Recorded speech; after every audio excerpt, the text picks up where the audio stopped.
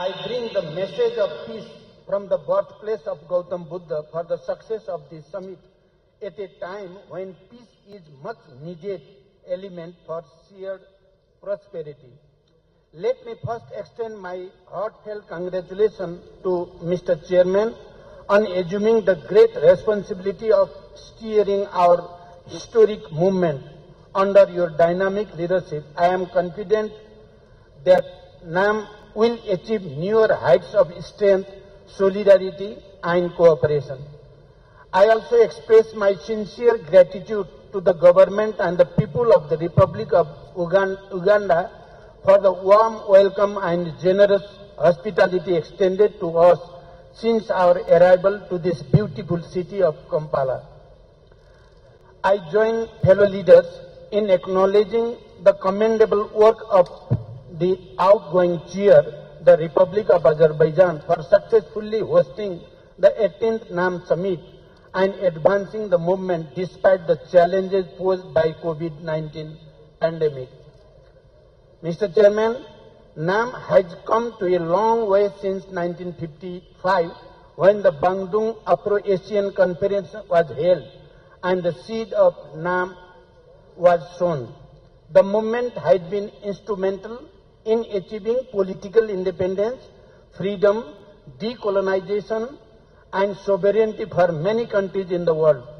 It has remained a beacon of hope for our dignity, pride, solidarity, and cooperation. Though the movement has continued to struggle for a just, equitable, inclusive, peaceful, and prosperous world order, today's world is full of injustice, inequality, division, discord, and exclusion. Moreover, protectionism, violent extremism, and war and conflict are on the rise. Likewise, military expenditure and the arms race are soaring.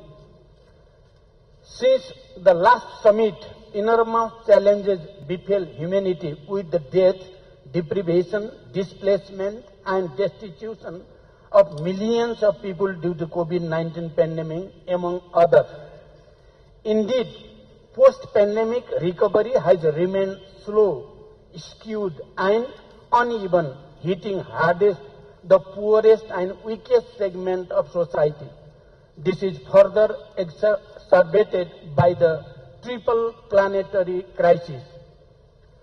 Similarly, the attainment of sustainable development goals, which are critical to our people in ushering in an era of hope, dignity, and decent life, seems mission impossible. Likewise, the global financial architecture must be reformed to enable countries in a special situation to secure finance in achieving their development vision and goals. To provide development justice to these countries, the developed countries must fulfill their financing commitment without delay. Similarly, international trade must be just, fair, and inclusive, which benefits the bottom billions. Globalization, as we believe, has not lifted all boats uniformly. Rather, it has increased income disparities and concentration of wealth in the hands of few countries. Global North must understand that it is not only unethical and immoral, but is also unsustainable to leave half of humanity excluded from the journey of prosperity. NAM must stress on the economic development and prosperity of its members through the timely achievement of 2030 Agenda for Sustainable Development and other internationally agreed development goals. To overcome the resource deficit, along with North-South and triangular cooperation, we should also enhance South-South cooperation, as many fellow NAM members have made significant progress both in socio-economic development as well as technological advancement. Similarly, NAM should accord high priority to addressing the institutional and capacity constraints being faced by developing and least developed countries on science, technology and innovation, which have become a game changer in today's world. NAM should play a greater role in reforming the United Nations. Our multilateral institutions should be inclusive, transparent and democratic to ensure enduring peace and shared prosperity. NAM must take the lead to address common and contemporary challenge we are facing. Mr. Chairman, the history of human civilization has abundantly taught us that it is only the cooperation through which humanity can achieve greater and better. NAM itself stands for deepening solidarity, fraternity and cooperation. We must strive to achieve shared affluence through stronger collaboration among ourselves. Prosperity cannot be the privilege of a few. It must be for everyone and every country. We must create a level playing field within and among the community of nations so that global affluence will be shared as equitably as possible. The consequence of old and new conflicts have engulfed not only the region but also the entire world, particularly the global south.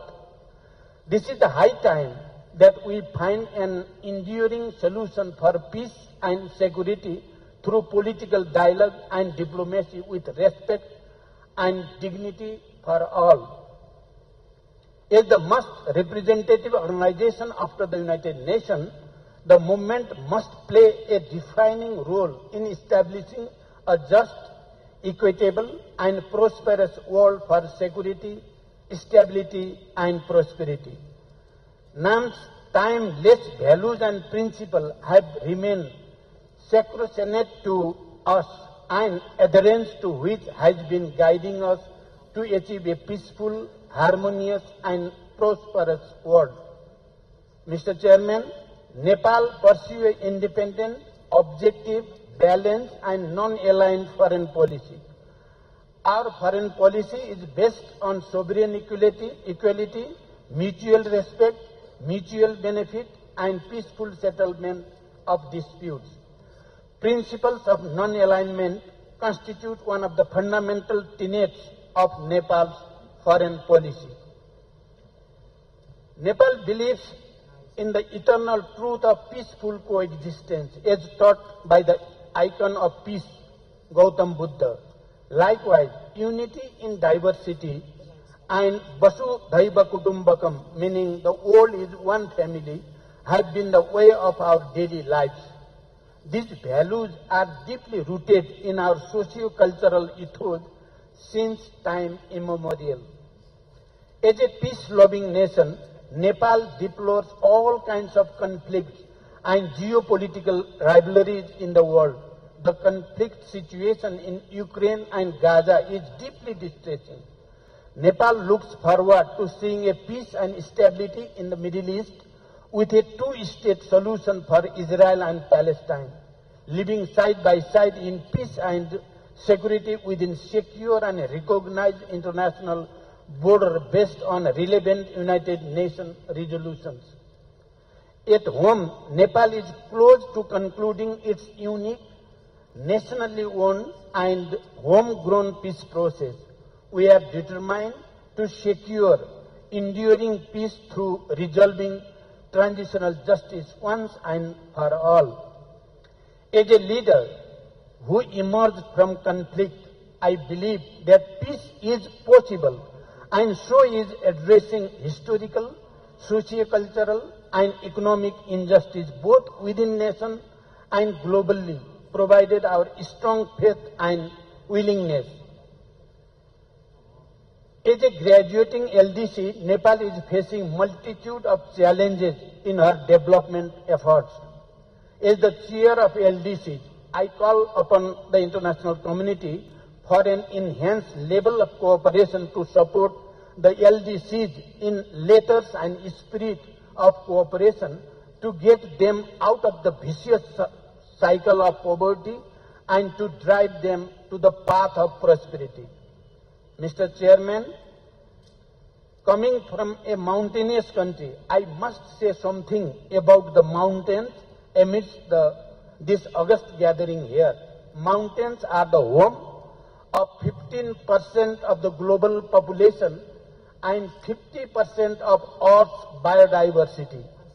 These mountains offer global service to all living beings, but they are suffering tremendously.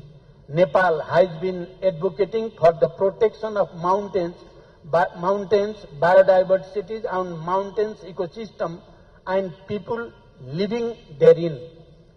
We have witnessed the disastrous impact of climate change on the Himalayas in the form of receding glaciers at an alarming rate and the untold misery it would bring to the lives and livelihood of billions.